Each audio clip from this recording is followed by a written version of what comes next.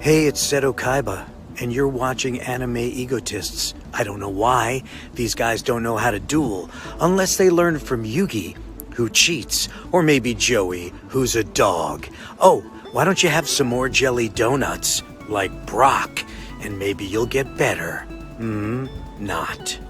Oh, and I play my Blue Eyes White Dragon and kick your butts.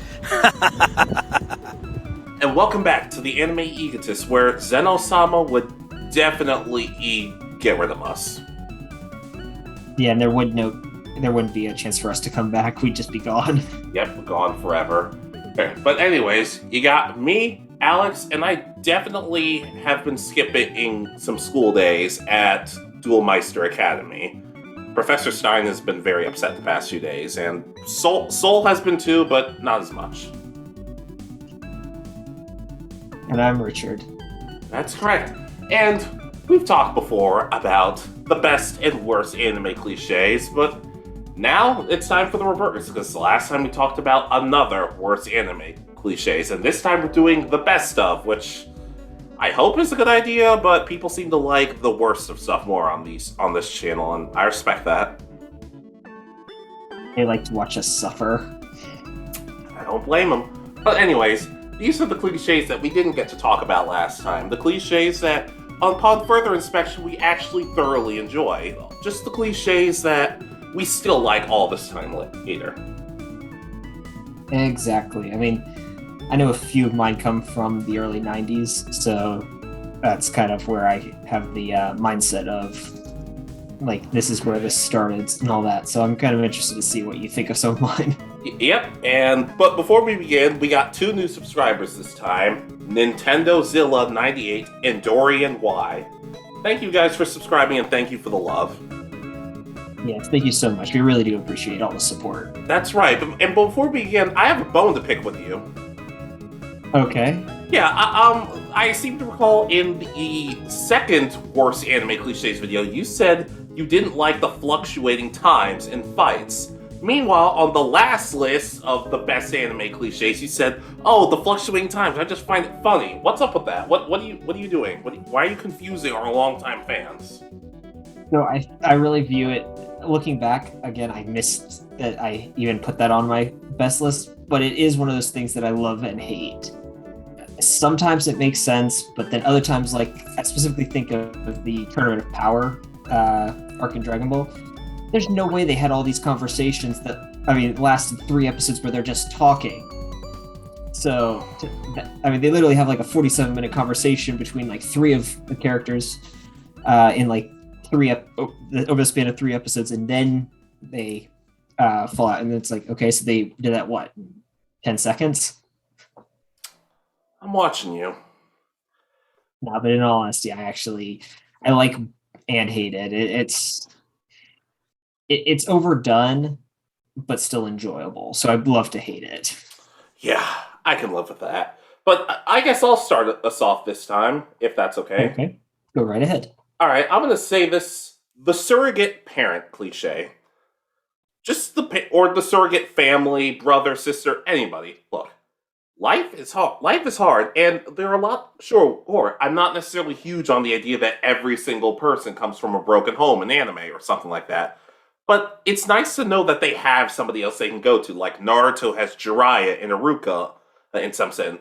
And it's just a whole variety of characters that have other figures in their life that they look up to. It's a nice feeling. Not a whole lot of jokes to be had in this one. I just appreciate the wholesomeness of it, that everybody has somebody they can talk to. Yeah, and it shows that a lot of times these relationships didn't start out as a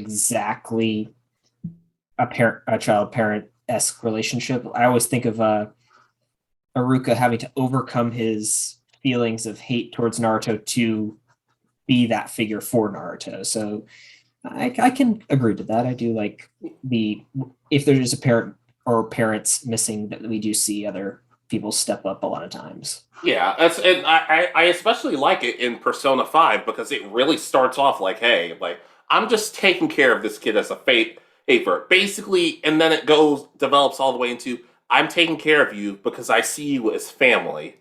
Don't date my daughter, okay?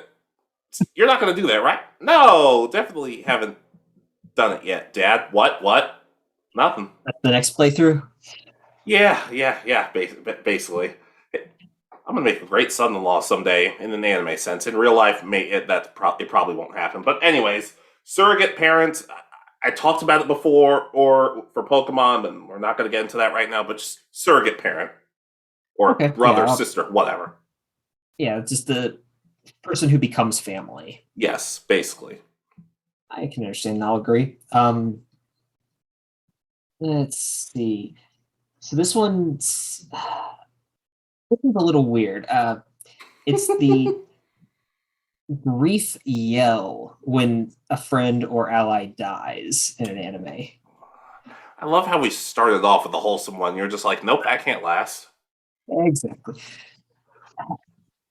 It's just, I mean, it's a great way of showing the emotion of losing someone in battle or to something, and the person's just having to yell about it. I always picture it though, like I'm a big Star Trek fan, so I like, um, when I think of the Klingons when they die, they have something actually similar where they all just kind of yell to the skies. Theirs is more of a warning to the gods that they're sending a Klingon to kill them, but Con! no, but in all honesty, I do really enjoy this. In my opinion, it's a great way of showing the emotion of and the pain that the character is going through, and I mean, and it happens a good bit in anime when one of the characters dies. I mean, I'm not necessarily okay with the characters we know and love dying for it to happen, but in all seriousness, I do agree. Like, if there is a good way of showing like turmoil and anguish when it happens. Admittedly, I guess part of the thing for me is there are times it happens for me, but it's not like, oh my god, I feel so bad. So it's more for me, it's like, oh, really? This is what we're wasting our time with? Because I feel like I watch a lot more bad anime than you do. Because sometimes bad anime can be hilarious.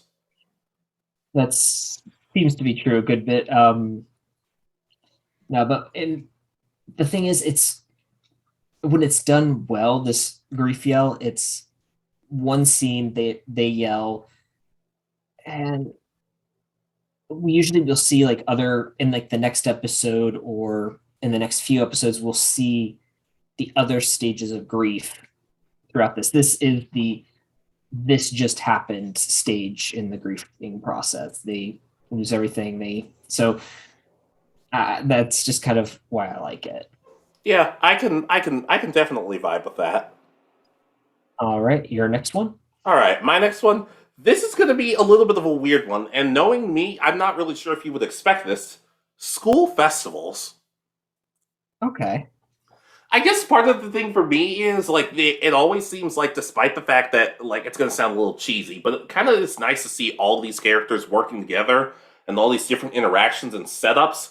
Especially since over here in America, we don't really get festivals to that same level of extent, and we don't really get school because it'll show characters. Oh well, let's take time after school to set it up, and then during school, all this other sorts of stuff is happening.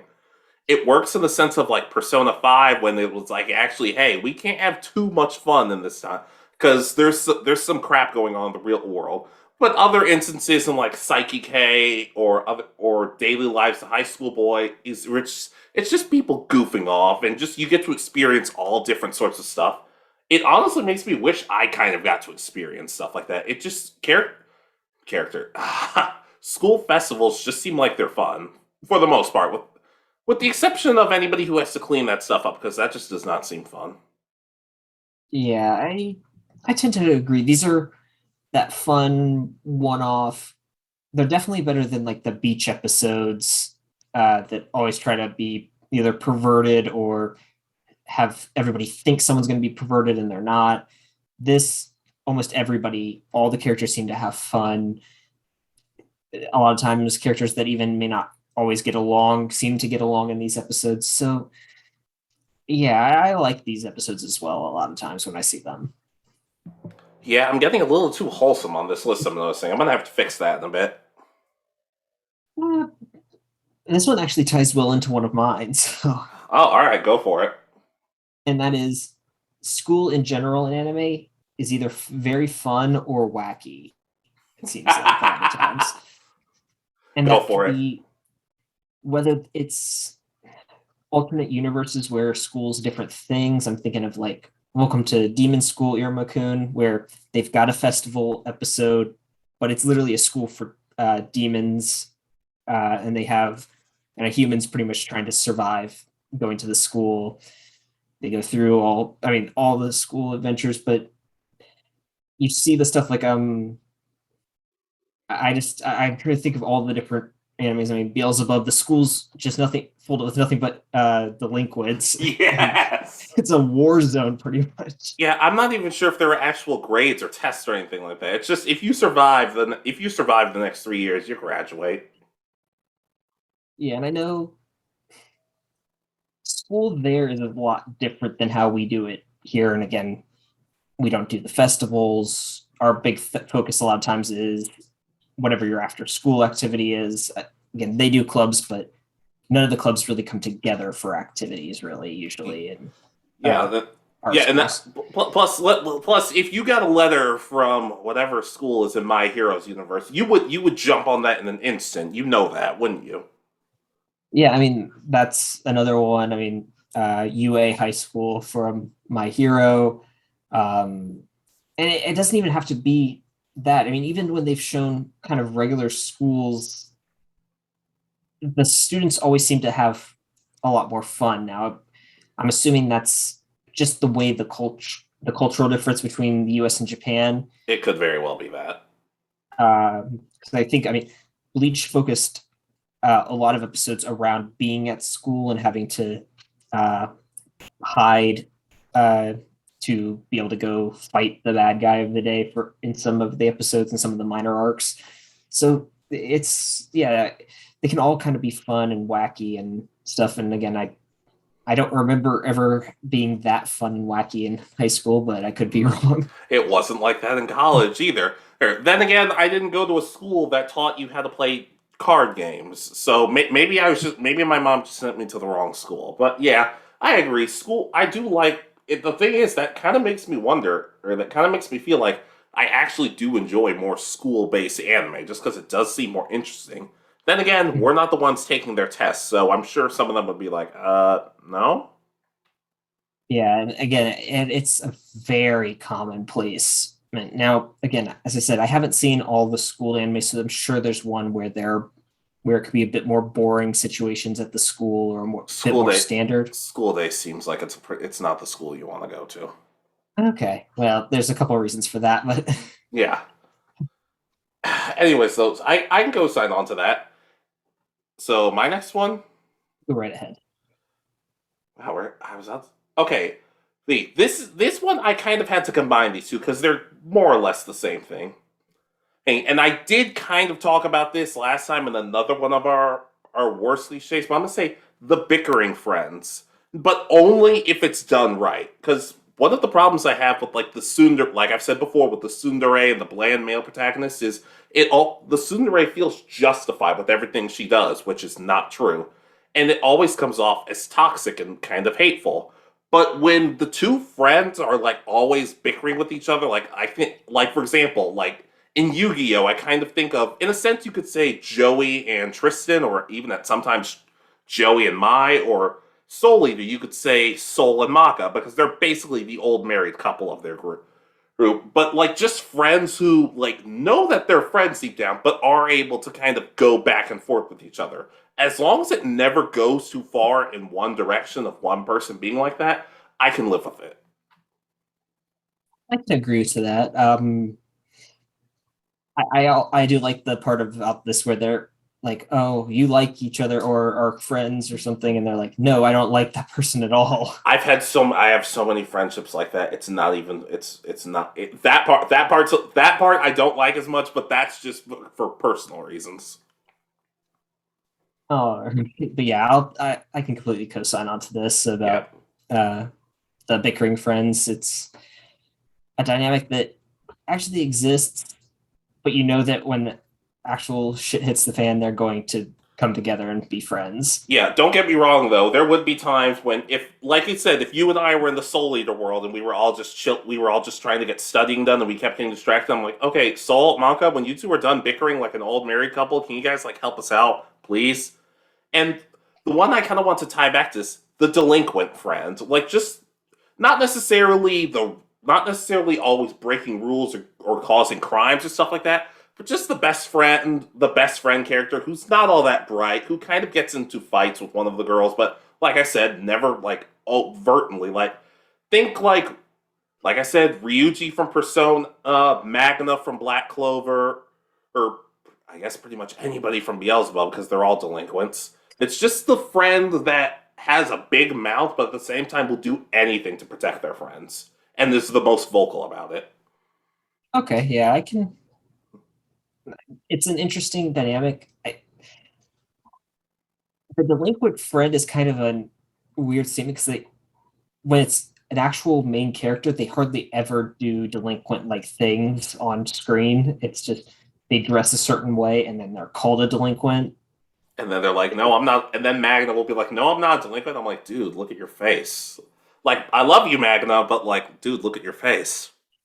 So yeah, it's like all the side characters, the bullies that when they're actually delinquents, then you see them actually do stuff. Yeah, heck, I actually have an example of because we've also talked about we don't like the perverted cliche because it just feels kind of wrong. But in Daily Lives of High School Boys, they actually find a hilarious way of doing it because the delinquents become best friends with one of the girls from their sister academy, and they end up looking up her skirt late into the series. And as she's leaving, one of them looks and he's just like, "What we did can't be undone. I feel so bad." And then they're like, "Yeah, I tried to tell you." And then at the bottom of the screen it says, "As the boy felt so bad and guilty about it, he missed school for 3 days." I'm like, that's what I want to see. I want to see more people who just feel inherently guilty about being perverted. But like I said, delinquent best friends and bickering best friends, just the friends who you know will always be there for you and who are vocal about it, even if they're a pain in the ass at times.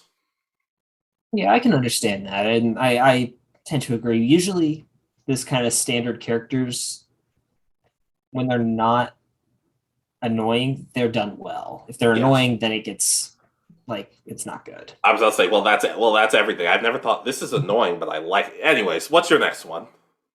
All right. So this one is, let's see, which one am I gonna the pulling out of a random item. It's usually done for slapstick.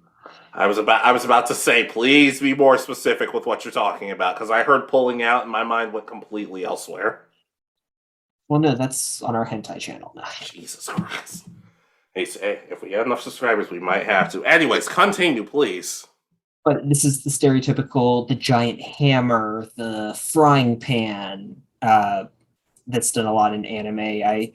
I picture, I think Chi-Chi does the frying pan on an occasion, usually when she's kicking Goku out to go work in the fields.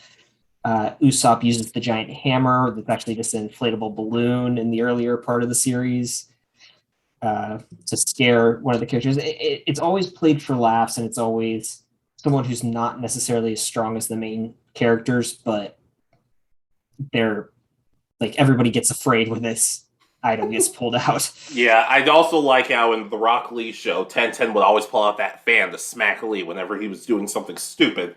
When in in the actual show, we'd be thinking, if she was as strong with that fan in that show that she would be in the actual show, she wouldn't get more screen time, but it would still be helpful. But I do agree. I do agree. Gintama in particular does a really good job.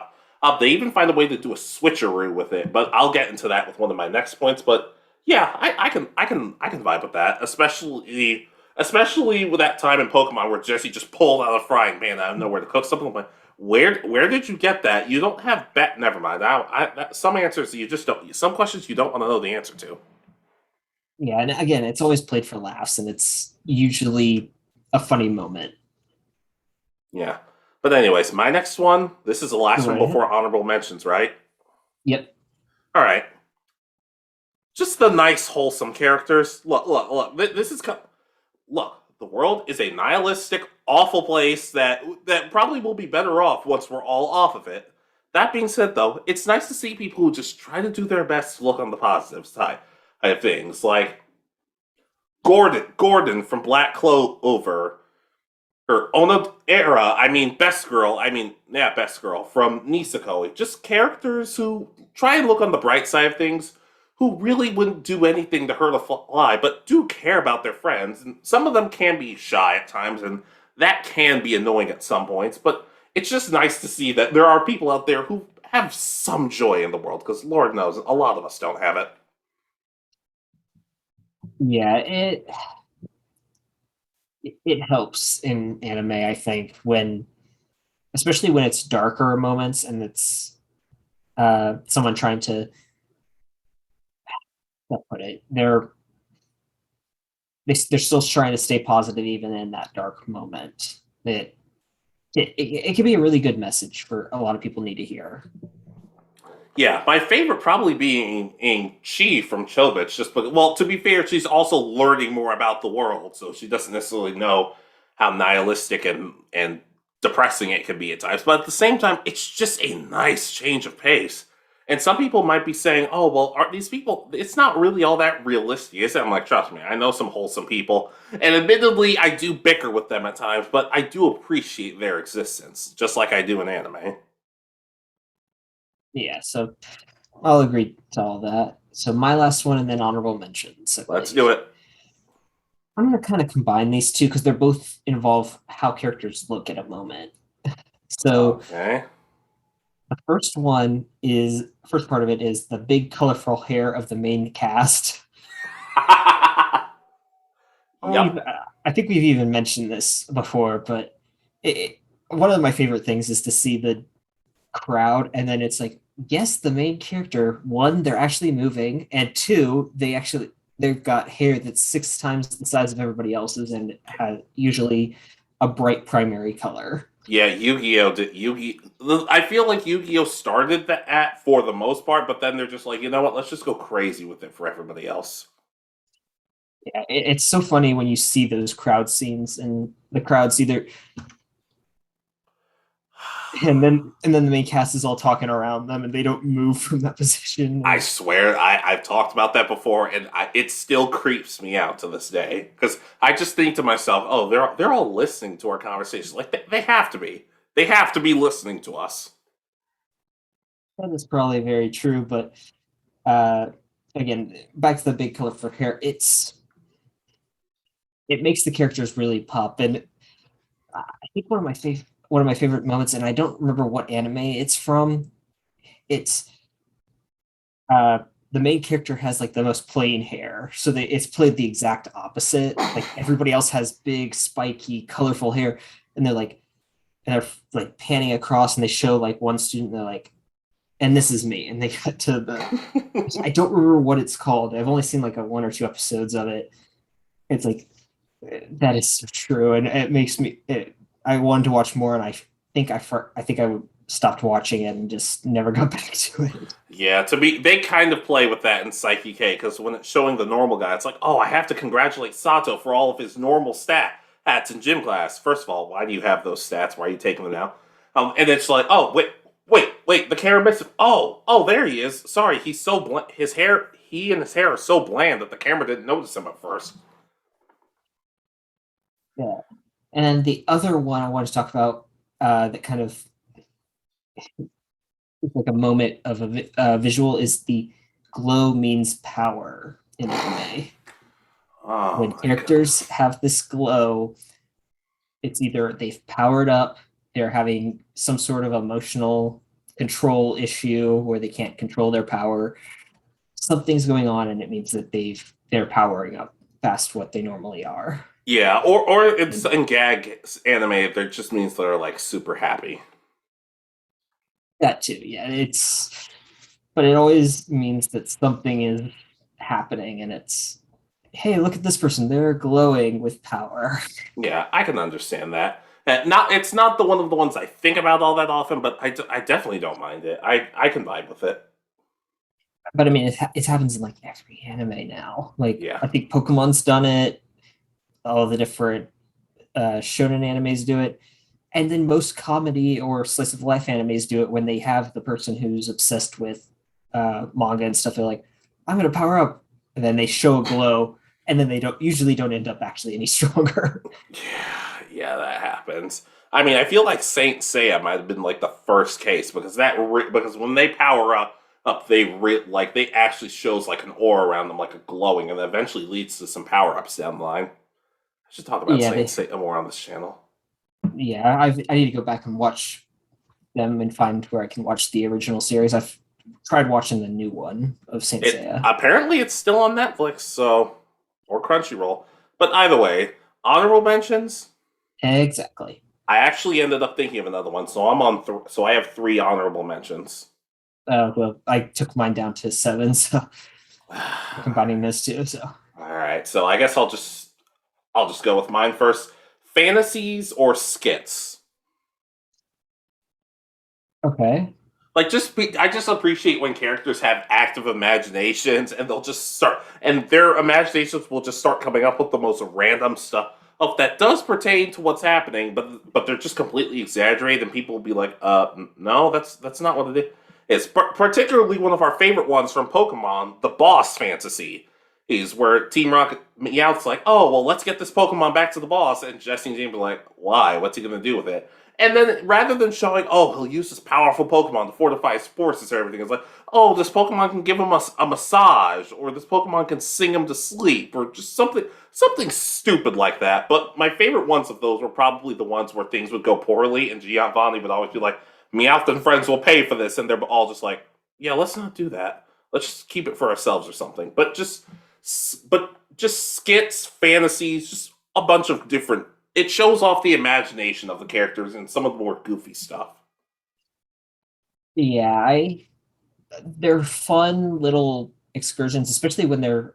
A lot of times, I've noticed they're also done like they lower the quality of the animation by a lot for the fantasies, or change it to like drawings that are like either a really bad drawer or a kid drew it, and it can be kind of cutesy and look really funny. And so I tend to agree. They're a Yeah, fun little escape. yeah. Heck, sometimes they even do fan mail for that stuff. Like in Gintama, they have fancy where Gintoki is like a teacher, and all the other characters are in school or stuff like that.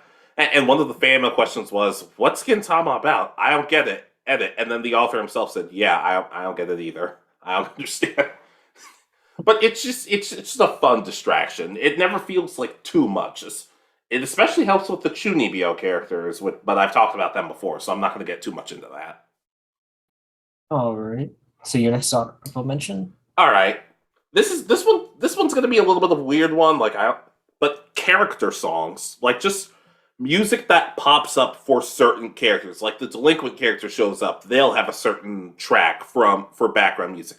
The wholesome character, just that sort of thing.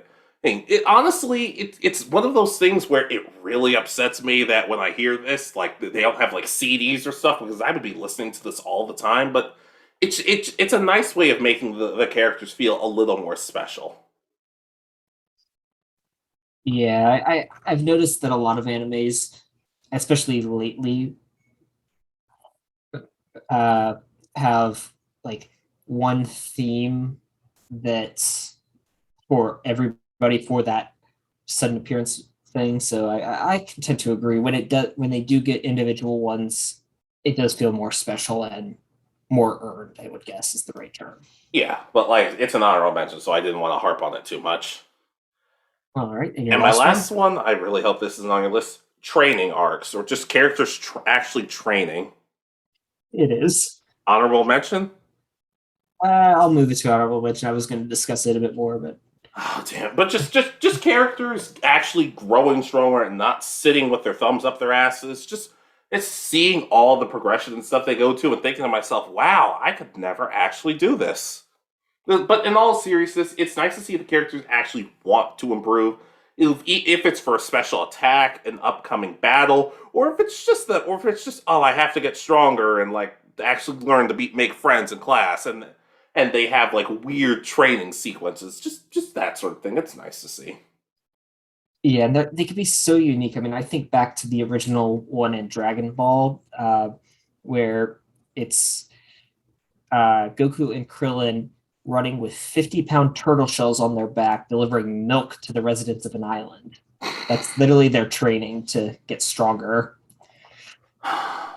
That's some Karate Kid stuff, like the wax on wax off thing. But that feels a little more useful than hey, wash clean my car. But yeah, that like we said, there are so many different unique ways of going about it, whether it's serious or completely comedic. They find ways of making it interesting every time. Yeah, and they're all over the place. Again, as you said, they can also be in other styles, not just fighting and shonen animes. They can literally show them doing physical training to overcome like social anxiety or speaking in front of people. They'll show them doing physical exercises to train for it. It's like, wait, why are we doing this? It's just like the writers are just like, you know what? We kind of just let the character go off. So we all want to go home. Let's just move on. We're good. But yeah, that was going to be my final one, but I'll just so I'll go down to one honorable mention and then my final one as well. Okay. Let's see. So I kind of touched on this, I think, in our previous one where the how to put it, the heroes running late to the fight was the original topic. I was about to say you've brought this up. You brought this up on both videos. But this one is the all hope is lost moment.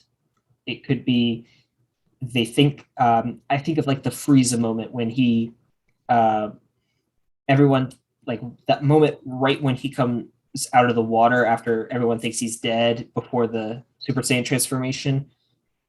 That feeling of that was Goku's best attack, and this guy, and all it did was piss him off more. I'll still never That's understand how he survived that. no idea, but it's that moment. The hero maybe have been on time this time, but something's happened. The all loss of hope. In Berserk, I think of the final part where Guts is pretty much being eaten alive. I think at that point, don't know how else to describe it. And God, what's his name? The guy who transforms in the end is pretty much turned into the bad guy. Griffith. Griffith, yes. I was about to say we've been friends for Reese long enough, and you're forgetting characters from Berserk. He's gonna find you for that. It's been a long time since I've watched Berserk. Mm-hmm. But I guess one of the things for me, I guess my Dragon Ball example would probably be when once Piccolo died in the Saiyan, because I was like, oh crap, that's Mm-hmm. Krillin. You might want to bust out that Destructo Disc thing because that's the only chance y'all got at this point. Or heck, at the end of I don't remember specifically what the arc was called, but in Soul Eater, one of the arcs ends pretty much like we failed. We failed, old guys, and the world doesn't look good right now. I mean, another good example of kind of all hope is lost that I remember a lot from a kid, and it's kind of a tragedy, loss of a friend moment, similar to the grief yell, is in Mega Man NT Warrior at the end of the Net One Grand Prix when Mega Man's deleted, and it's like, oh yeah, we're kind of screwed here because we don't have him anymore. Lamb, did you back him up? No, that concept doesn't exist yet. I'm like, oh damn, oh damn. This is why we Yeah. like. This is why I like Geo more. But anyways, So, yeah, I could. It's a good way to sell the trauma and just the potential heartbreak the characters could be facing right before the character showing up late thing, because that's usually what it's followed by. mhm. And or a sudden power up, or The power of friendship. yeah, I was gonna say the group uniting and standing up again to fight the bad guy once more, and somehow they're half healed again, even though they might have suffered a punch through the stomach or limbs pretty much broken off. Yeah, but basically, like, we can't have everybody die, Richard. We can't have everybody die in the anime because like No, that would be so much more depressing. I'm not saying that they're all dead. I'm just saying they literally had arms, legs broken, and then they get up and continue fighting. There, it's like, no, someone else needs to stand up. You're crippled pretty much right now. Yeah, but I do understand though. Yeah, I can agree with that. All right, so what is your final entry for this I episode? have a feel. I didn't expect training arcs to necessarily be on your list because I actually expected this one to be on your list, but I can't not mention it. I feel stupid that we didn't even mention it last time. Tournaments. You really didn't mention that last time? No, we did not. We did not. We were not a good channel back then. Although, to be fair, we're not a good channel right now. But regardless, tournaments are awesome. Dragon Ball, Yu Yu Hakusho. Oh, just tournaments are just fun, and and it usually helps when there's something at stake to them, like a grand prize, or hey, if we don't win, they're gonna kill all of us. It's nice because it usually gives a good variety of characters something to do. Sure, we're not all expecting side character number 25 to win the whole tournament for the main heroes, but it's nice to see that for the most part they might be able to do some damage or at least like learn a new power up or something like that. I mean, we've talked about it a lot on this channel already, but the tuning exams is a good example because it introduces the Konoha 11 and the Sand siblings and lets you get to know them, learn their powers, learn kind of where they stack in the power between all of them at this point. That I think, unfortunately, after the tuning exams, doesn't really go away. They don't Yeah. really change that much position anymore. Yeah, and normally, for the most part anyway, the fights are, if anything, I feel like tournament fights are where the animators and the writers decide to step it up actually, and it's not just the best part nowadays. It's not even hey, if you knock out your opponent or you kill your opponent, you win. Like there are other things like hey, you have to protect this part of the base, or you have to do this sort of thing. Black Clover had an awesome tournament episode, and it was completely filler. It's just, hey, all the captains get together, just fight, do whatever you want, and it was an awesome episode. It's tournaments are cool. Like if you don't like tournaments, you're not Mhm. gonna. Then what are you doing here? Go get lost, go away. Yeah, I kind of include like Olympic Games style stuff in this as well, where it's teams of people competing in different activities. So it doesn't necessarily all have to be fights for this. It could be, I mean, I've mentioned the Fairy Tale Grand Magic Games arc when it comes to this stuff. There is fighting in it, but there's also, God, one of them's like the train where characters have to run on a train style thing and make it to the front from the end of it to the beginning of it while it's moving and different obstacles are coming. So it can be different things. It doesn't necessarily have to be physical fights. Heck, in Hunter x Hunter, I'm pretty sure there was a volleyball tournament in one arc, but I could be thinking about something else. No, I'm pretty sure there is. There's also rock paper scissors. Good So I God. think that's more of a move. But Yeah, but basically, they're just fun. They're just fun, and we just get some awesome moments between characters, and just them getting stronger. And sadly, it's the peak for some characters because some after this, we're never going to see them get this strong again. yeah, unfortunately, I think of that as like the Yamchas and the Krillins. Yamcha comes back, supposed to be strong, and then he's kicked out in like what the second round of the original tournament, and Yeah, then his legs broken by Tien in the first round the next year. yeah, and like So like going back to Pokemon, a lot of people will tell me, I don't watch Pokemon on a consistent basis anymore. But when the tournaments for at the end of the season starts, that's when I check in. And honestly, I'm kind of with them on that. Now, sure, we all know not every tournament's going to be amazing, but I'm willing to let tournaments continue because with every mediocre or even bad one we get, there are tons of ones that are just brilliant masterpieces. yep, I tend to agree. I remember I only watched what the first season series of Sun and Moon, and then came back after it wrapped up and watched the uh, finals in that one. So I've seen pretty much. I think I've even seen parts of the black and white one just to see what happens in there. But still, We're gonna have to just completely finish black and white at some point. You know that, right? never. We have to. Never. We have to. But anyways, what's your last one? So this is one that I love and hate at the exact same time.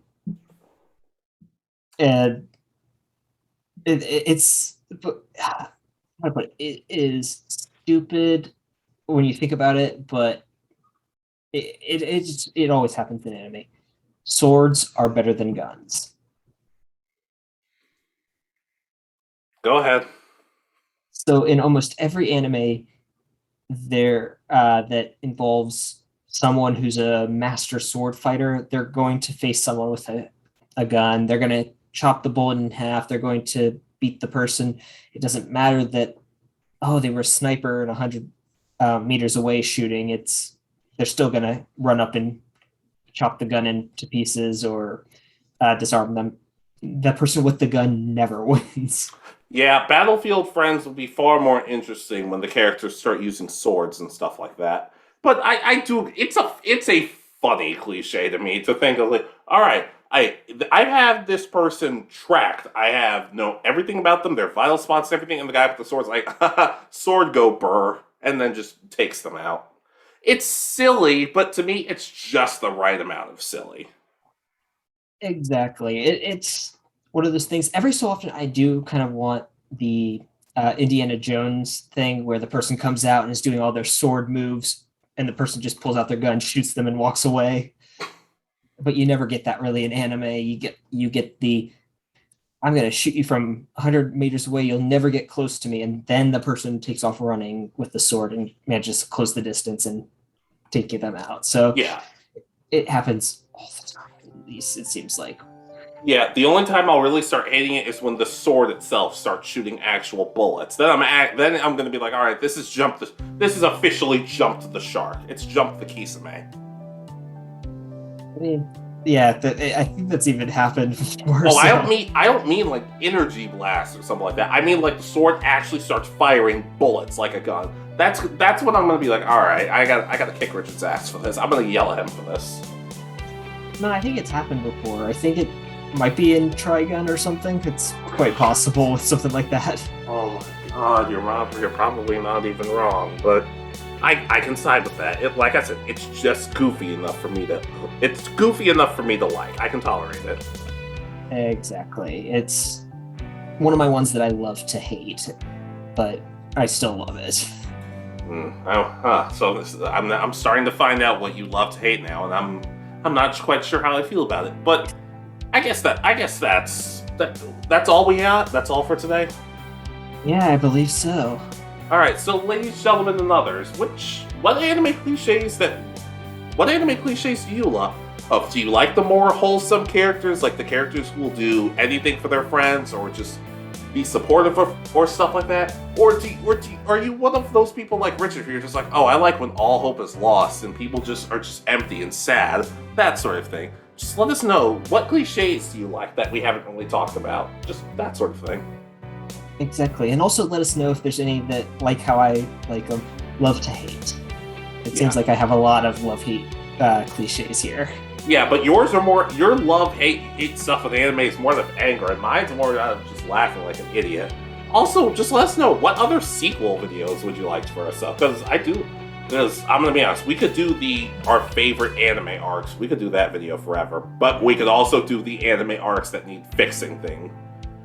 Oh, and the worst anime episodes. I have so much ammunition for everything nowadays, so we could do this for a while. Exactly. I think our next episode might be kind of how we feel about the new Pokemon games coming out, because this is actually coming out this has been filmed on the day that those games are being released. So that is correct, and we get to talk about just how awful and dreadful those games are, and how Game Freak is screwing us over. Or talk about how we're going to start kissing Game Freak's feet because they know everything of what we want, or we're just like somewhere in between, like, or just like I like it, but, or I hate it, but I don't like it, but like it's I don't know. People get crazy about stuff on the internet. We try to be a little more tame about it, for the most part. Exactly. But anyways, we will catch you guys later. Thank you for listening, comment, and buy the stuff on the shop and everything, and we will see you guys next time. This has been Alex. And Richard. And you've been listening to the Anime Egotists. Good night, and peace easy.